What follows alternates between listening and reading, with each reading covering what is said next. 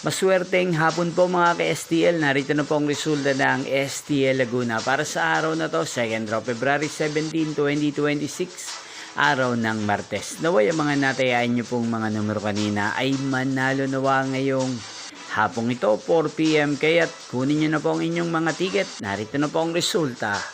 Para po sa STL Laguna 2nd draw result, February 17, 2026, 4 PM, ang mga numerong nanalo, 4 at 37 in exact order. Again, 4 at 37. At ngayong hapong ito sa STL Laguna, atin pong i-shoutout, ang lagi din pong nanonood sa channel ito, si Ate Trixie ng Canlubang, Laguna. Shoutout po sa inyo, Ate Trixie.